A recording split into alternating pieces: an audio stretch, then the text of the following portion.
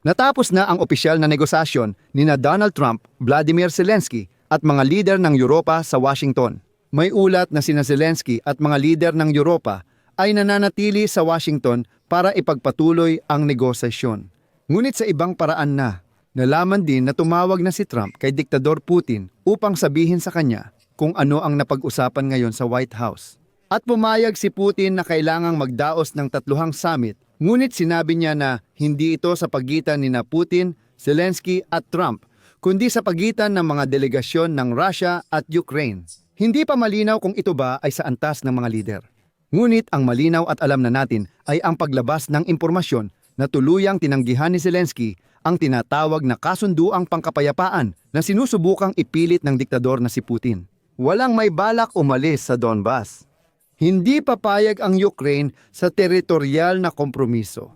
Sa negosasyon, kailangan munang may tigil putukan bago talakayin ang kasunduang pangkapayapaan. At nalaman din na inalok ng Ukraine si Donald Trump ng isang kontrata para sa pagbili ng armas na nagkakahalaga ng $100 bilyong na dapat maging unang hakbang para matiyak ang mga garantiya ng seguridad na ipinangako sa atin ng Amerikanong presidente. Sa kabuuan, tara't balikan natin ang mga unang resulta, ang mga totoong resulta ng mga pag-uusap ngayong araw sa Washington sa pagitan ni Trump, Zelensky at mga lider ng Europa. Ano ang mga nabanggit at ano ang naging resulta ngayong araw? At paano nga ba? Ito ay dahil agad tinawagan ni Trump si Putin matapos ang pag-uusap at nagtagal sila ng 40 minuto at pagkatapos noon, sinabi niya na sinimulan na niya ang paghahanda para sa pagpupulong ni Putin at Zelensky sa isang lugar na kailangang pangtukuyin. At sinabi rin ni Trump na magaganap pa rin ang 3 pagpupulong kasama sina Putin, Zelensky at siya bilang Amerikanong presidente. Sa madaling salita, pag-usapan na natin ang lahat ng ito ng sunod-sunod. Ang pangalan ko ay Alexei Pechi. Ngayon ay ika-19 ng Agosto na sa ating kalendaryo. Bago tayo magsimula, paki-subscribe sa channel na ito, mag-like, mag-komento, at mag-subscribe din sa aking Telegram channel na Pechi News. Ang link nito ay nasa description ng video na ito. Kaya, natapos na ang mga negosasyon sa Washington. Tumagal ang mga ito ng medyo matagal. Paalala, ito ang unang pagpupulong ni Zelensky at Trump na tumagal ng halos 1 oras bago lumawak kasama ang mga lider ng Europa. Nandoon sina Friedrich Merz, Keir Starmer, Emmanuel Macron, Alexander Stubb at ang presidente ng European Commission na si Ursula von der Leyen. Nag-usap sila tungkol sa seguridad ng Europa kaugnay ng pagtatapos ng digmaan ng Russia at Ukraine. At pagkatapos ng negosasyon, agad na isinulat ng Financial Times na tumutukoy sa kanilang mga source na nag-alok ang Ukraine kay Donald Trump ng kasunduan sa armas na nagkakahalaga ng $100 bilyong kapalit ng mga garantiya sa seguridad. Ngunit sa loob ng material na ito ay lumitaw ang isang mahalagang talata na nagpapaliwanag ng lahat. CP, hindi tatanggapin ng Ukraine ang anumang kasunduan na may kasamang teritorial na konsesyon sa Russia at iginigiit nila ang tigil putukan bilang unang hakbang tungo sa isang ganap na kasunduang pangkapayapaan. At ito, gaya ng inyong alam, ay hindi lang diplomatikong usapin. Ito ay matibay na paninindigan na dala ni Pangulong Zelensky mula sa White House. Siyempre, may suporta ng Europa. At dagdag pa, gaya ng inyong naiintindihan, ang ganitong mga pagtagas ng impormasyon ay sumisira sa buong, kung gusto ninyo, dramaturhiya ng mabilisang kapayapaan, gaya ng nais makamit ni Donald Trump, o mas tama, ang ibinulong sa kanya ni Putin. Kung iklihan natin, si Zelensky ay naglaro sa larangan ni Donald Trump, pero siya ang nagtakda ng sariling mga patakaran doon. Ni 1 pulgada ng lupa ay hindi namin isusuko. Unahin muna ang tigil putukan bago pag-usapan ang kasunduang pangkapayapaan. Mga garantiya ng seguridad. Hindi lang ito salita at papeles, kundi malinaw na mekanismo, kontrata, armas, pondo, suporta sa hukbo at iba pa. Ayon sa Financial Times, ang taya ni Zelensky ay hindi lang pampolitika, kundi pati pinansyal at militar. Ang ideyang ito na higit pa sa $100 bilyong na pakete ay pagtatangkang gawing legal at totoong garantiya ng seguridad ang mga hinaharap na pagbili at magkatuwang na paggawa ng armas. Direktang isinulat ng Financial Times sa pamagat ng kanilang artikulo na inaalok ng Ukraine kay Trump ang isang kasunduan sa armas na nagkakahalaga ng $100 bilyong. Ibig sabihin, handa ang Kyiv na pagtibayin ang garantiyang pananggana ito gamit ang pera at mga kontrata, at hindi lang basta mga komunikasyon, memorandum o mga pahayag para sa media. Ngayon, sa politikal na aspeto ng estratehiyang ito, Financial Times sa isa pang artikulo, ngayong araw, nagsulat na tungkol sa misyon ni Zelensky sa Oval Office at isinulat na ang kanyang misyon ay ang bigyang diin ang pulang linya ng Ukraine. Hindi ibibigay ni Zelensky kay Putin ang mga teritoryong nananatili sa ilalim ng kontrol ng Ukraine. Ibig sabihin, anumang pagpapalitan ng lupa na nabanggit pagkatapos ng Alaska, pagkatapos ng pagpupulong ni Trump at Putin ay hindi katanggap-tanggap sa Kyiv sa kahit anong paraan. Idadagdag ko pa rito ang isa pang katotohanan mula sa Financial Times. Sa summit sa Anchorage, hiniling ni Putin ang ganap na kontrol sa natitirang bahagi ng Donbas, mga rehiyon ng Donetsk at Luhansk, kapalit ng umano'y pag-freeze ng linya ng labanan. Para sa Ukraine, ito ay isang malaking kahinaan sa depensa. At sa kasamaang palad, masasabi nating ito ay isang dagdag na argumento na muling magpapatuloy ang digmaan sa hinaharap.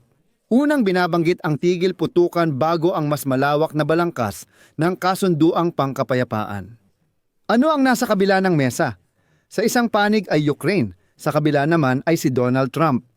Ayon sa Financial Times, ginagamit ng Amerika ang seguridad na garantiya para sa Ukraine na hindi kasali sa NATO.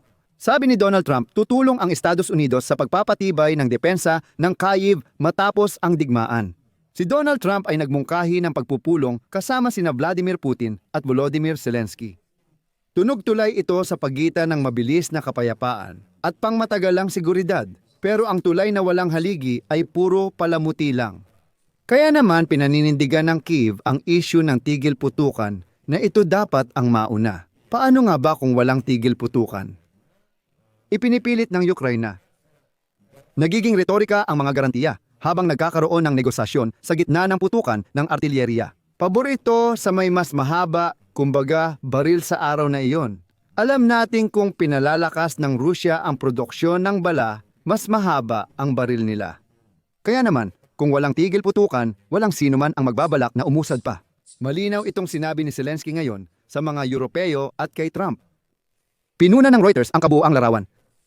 Itinala ng ahensya na lumipad si Zelensky kasama ang mga Europeo. Sinadyang pagsara ito ng daan para sa kasunduan sa gastos ng iba. Inilalarawan din ng Reuters ang pangunahing hinihingi ng Moscow. Ibigay pa sa Russia ang ilang teritoryo ng Donetsk bilang kapalit ng pansamantalang pagtigil. Sagot ng Kyiv. Sa teksto ng ulat ng Reuters, masasabi nating napakadirekta.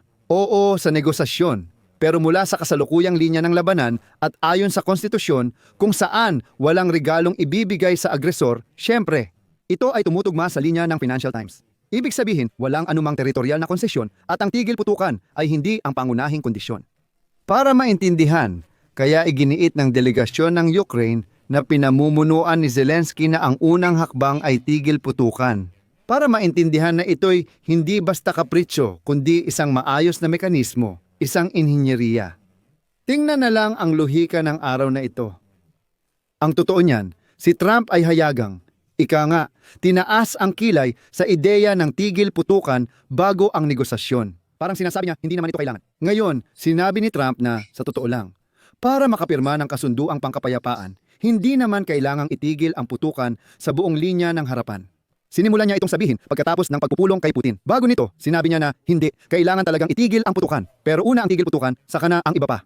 Para sa Ukraine, ang negosasyon habang may labanan ay parang pakikipag-usap sa isang madulas na dalisdis. Dahil habang nagtatalo pa kayo tungkol sa quit sa teksto kung saan ito dapat ilagay, ang kalaban ay nagpapalit ng posisyon ng mga baterya, sinusubok ang depensang panghimpapawid, at patuloy na binobomba ang mga mapayapang lungsod ng Ukraine.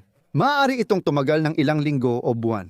Habang inaayos ninyo ang pinal na bersyon ng kasunduang pangkapayapaan, dito ba ang quit o dito ang quit? Siyempre hindi ito angkop para sa Ukraine. Ang formula ng tigil putukan muna bago balangkas ng kapayapaan ay hindi idealismo o kapritsyo, kundi isang pagsubok na ayusin ang takbo ng negosasyon. At babalik tayo dito sa kasunduang nagkakahalaga ng $100 bilyong. Ano talaga ang ibig sabihin ng super package na ito? Gaya ng tawag nila, sa madaling salita, pinaalalahanan ni Zelensky si Trump na pumasok sa kasunduang 100 bilyon para bumili ng armas mula Amerika. Una sa lahat, ginagawa nitong mga kontrata ang mga tinatawag na garantiya sa seguridad mula sa pagiging isang pampulitikang mantra. Patriot na depensa laban sa himpapawid at handang bumili ng 10 piraso ang Ukraine. Mga long-range na raketa. Binili namin ito, amin ito, at gagamitin namin kung saan namin gusto. Mga bala, armas de serbisyo, at iba pa. Pangalawa, itong super package ng mga armas ay nagtatakda ng automatismo. Ibig sabihin, isinusulat ang mga kontrata para sa mga susunod na taon at may trigger kung masira ang tigil putukan. Pangatlo, hinahati-hati ang mismong pasanin. Kinukuha ng Estados Unidos ang isang bahagi, Europa ang isa, at Ukraine din ay may bahagi ng pasanin. Hindi lang sa salita, pati sa pera, produksyon at lohistika. Sa wakas, ito ay isang senyales sa Moscow na ang kapayapaang gusto makamit ni Putin ay hindi mapipigilan ang muling pag-aarmas ng Ukraine. Sa kabaligtaran, ang kasunduang pangkapayapaan sa huli ay lalo lang magpapatibay sa muling pag-aarmas ng Ukraine. Wala nang balikan. At itong super package na nagkakahalaga ng $100 bilyong, ito ang magpapatibay niyan. Ito ang tunay na garantiya ng seguridad kung seryoso nating titingnan ang sitwasyon. Hindi lang sa papel, kundi sa aktwal. Ngayon, inilagay ng Financial Times ang ideyang ito sa headline nila. Hindi ito aksidente dahil ito ang unang sandata ng Ukraine sa negosasyon nila sa White House. Ayon sa Financial Times, iginiit ng Ukraine ang tigil putukan bilang unang hakbang sa kasunduang pangkapayapaan. Tugma ito sa pampublikong lohika ni Zelensky na buod ng Associated Press ngayon bilang kahandaang makipagpulong ng tatluhan basta't nananatili ang pangunahing kondisyon, ang integridad ng teritoryo at tunay na mga garantiya sa seguridad. Ibig sabihin, hindi umaalis ng silid ang Kyiv. Iniaalis lang nito ang kutsilyo sa mesa at nagbababala na kung may pagkain, gagamit tayo ng kubyertos at kikilos ng naaayon. Hindi kabaliktaran. Hayaan nating magulo ang lahat. Tuloy ang digmaan. Maglaro tayo sa kuwit. Walang tigil putukan. Tapos pipirma ng mga dokumento. Ang Europa, tulad ng nabanggit kanina, inuulit lang ang mga ito. Sinasabi nilang hindi binabago ang hangganan gamit ang dahas, walang limitasyon. Sandatahang lakas ng Ukraine, walang demilitarisasyon. ATBP. Sunod pagkatapos ng Alaska. Laging inuulit ni Trump na kaya ni Zelensky tapusin agad ang digmaan. Totoo, oo. Kayang tapusin ni Zelensky ang digmaan halos agad-agad, pero may isang pulang linya. Halos agad-agad, oo. Kung mauna ang tigil putukan at walang palitan ng teritoryo, itutuloy. At dito magsisimula ang palabas, na alam mo, puputok sa mga susunod na araw. Ang Washington ay naghahanap ng mabilisang pampulitikang pagkakataon. Kailangan nilang mabilis at maayos ipahayag na natapos na naman ang digmaan. Naghahanap ang Ukraina ng matitibay na mekanismo na kailangang pag-aralan mabuti. Hindi pwedeng makipagkita kay Putin at mga Europeo ng tig-3 oras, tapos sasabihin ni Zelensky na nakamit na ang kapayapaan. Hindi, napakakomplikadong proseso ito at kailangan talagang pag-aralan ng malinaw at maayos ang lahat. Kaya ang $100 bilyong ay hindi tungkol sa pera, ito ay tungkol sa bilis. Ang kontrata ay hindi press release, ito ay production. Ito ay mga supply. Malinaw na nakasaad ang mga petsa. At sa ganitong kaso, hindi tayo pinapangakuan ng proteksyon ng Estados Unidos. Hindi, inihahatid nila ito ayon sa schedule. May pirmahan para sa maraming taon sa hinaharap. Ito ang kasunduan na tinatanggap ng Ukraina. At ano ang mangyayari kung ang tigil putukan ay hindi magiging unang hakbang at igiit ni Trump na hindi kailangan ang tigil putukan? Kailangan lang umupo at pumirma. Pero sa ganoong kaso, anumang dokumento ay magiging isang pahinga para ayusin ang makinang militar ng Rusya. At ang mga garantiya ng seguridad ay nagiging koleksyon ng mga pangkalahatang salita, mga pangkalahatang parirala, na malulunod lang, pasensya na, sa mga umagang ulat ng pambobomba ng Rusya. Dahil dito, binibigyang diin ng Financial Times na hindi tatanggapin ng Ukraina ang kasunduan na may kasamang teritorial na konsesyon. Hindi lang dahil sa pagmamalaki, kundi dahil sinisira nito ang depensibong estruktura at ginagawang lehitimo ang lakas bilang paraan. Magkapareho ang posisyon ng European Union at Ukraina. walang kasunduan kapalit ng teritoryo. At syempre ukol din sa presyong pampulitika. Kung susubukan ng White House na ipilit ang isang kasunduan ng walang tigil putukan at may mga palitan ng mga teritoryo, kung tawagin, mabibigyan sila ng pagtanggi mula sa Ukraina at tutol din ang Europa, na siyang nangyari ngayon. Inilarawan na ng Reuters ang European cordon sa paligid ng negosasyon. Ayon sa Financial Times, malinaw na tumatanggi si Zelensky sa usaping teritoryo sa kanyang misyon. Ang magiging bunga ng sitwasyong ito ay hindi pagkabigo ng kapayapaan, kundi simpleng pagribot lang ng estruktura. Ibig sabihin, una sa lahat ay tigil putukan bilang pagsubok sa pagiging tapat ni Putin. Patunayan mo na gusto mo ng kapayapaan, tigil putukan. Kumpleto, total, walang kondisyon. Pagkatapos ay malinaw na nakasaad sa batas ang garantiya ng seguridad na may mahahabang kontrata at nakasaad na automatikong tulong. Ibig sabihin, ano ang automatikong magsisimula? Paano at kailan ito ilulunsad? At sa ganitong balangkas, maaaring ipakita ang kasunduan sa botante ng Estados Unidos nang hindi isinasakripisyo ang seguridad ng Europa. Sa prinsipyo, tatanggapin ito ng lahat maliban sa mga di pa naliligo na Ruso. Sa huli, buod ko ng maikli ang ating napag-usapan. Maari ring ilahad ito bilang maikling konklusyon na naglalarawan sa dinamika ng negosasyon sa Washington. Hindi tatanggap ng Ukraine ng kasunduan na may teritorial na konsesyon at iginigiit ang tigil putukan. Gaya ng unang hakbang ng Estados Unidos, nangako silang tutulong sa seguridad ng Ukraine matapos ang digmaan. Sa pagitan ng mga linyang ito, magaganap ang tunay na negosasyon ng mga posisyon, kung gusto mo. Kung ang tigil putukan ang unang hakbang, pati ang pakikilahok ng Estados Unidos.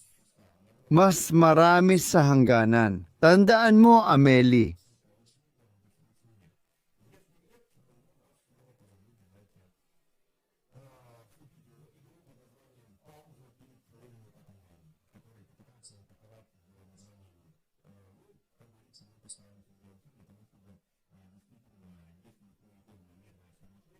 Ang kasunduang panukat ay nagbigay sa atin ng matagalang kapayapaan at malinaw na garantiya ng seguridad.